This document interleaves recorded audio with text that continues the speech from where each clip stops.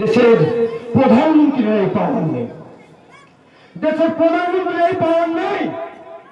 তার বিরুদ্ধে এফআইআর করা যায়, মুখ্যমন্ত্রীর বিরুদ্ধে অন্যায় করলে এফআইআর করা যায়। আর কেন্দ্রীয় সরকার আইন তৈরি করে দিয়েছে পার্লামেন্টে যে বর্তমান ইলেকশন কমিশনের যারা অফিসার রয়েছেন তাদের বিরুদ্ধে তারা যদি মানুষ খুন করে দেয় তবুও তাদের বিরুদ্ধে কোনো এফআইআর করা যাবে না, আইনি ব্যবস্থা গ্রহণ করা যাবে না। যে লোকটা জেনে গেছে যে আমি মানুষ খুন করলেও আমার কিছু হবে না, তাই আজকে পশ্চিমবাংলার বুকে 166 জন বাঙালিকে নির্বাচন কমিশন পক্ষান্তরে হত্যা করেছে। বন্ধু, শুধু কি আইনের ধারাতে সেটাই বলেছে?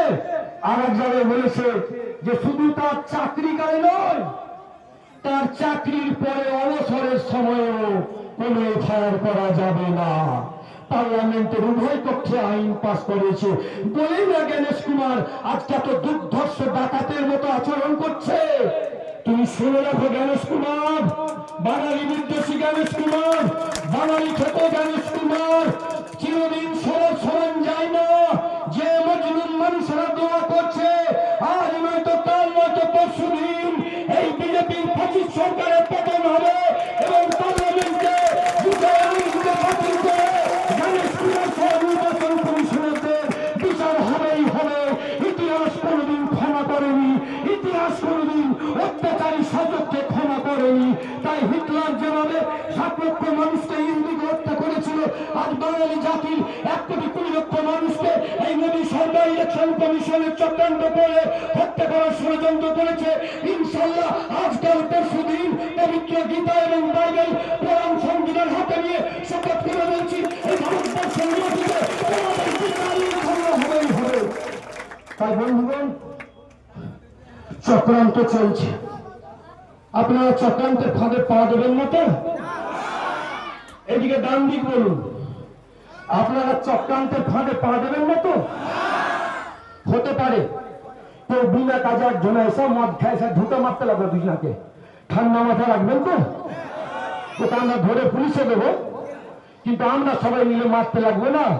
কারণ ওকে যদি মারতে লাগে তো চাকরি হয়ে যাবে, দিয়ে দেখো কিছু হয়ে গেল তখন বলবে ধর্ণা মঞ্চের মানুষ খুন।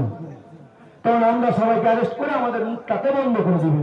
চলাফেরা বন্ধু, আজকে ইরান যুদ্ধে জিতে আছে জানো? কার বিরুদ্ধে লড়ছে?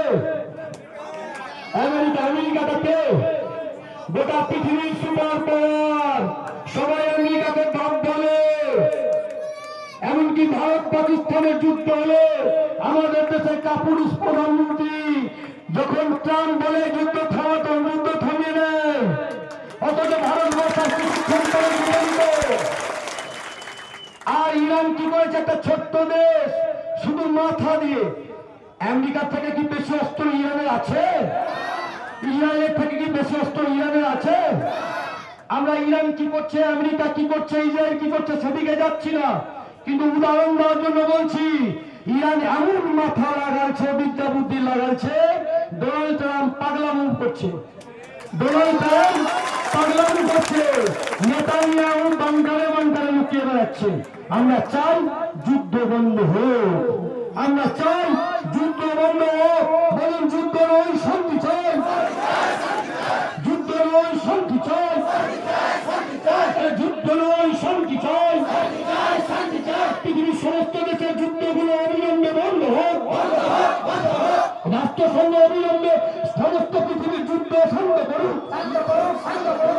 যে কথাটা বলছিলাম বন্ধু,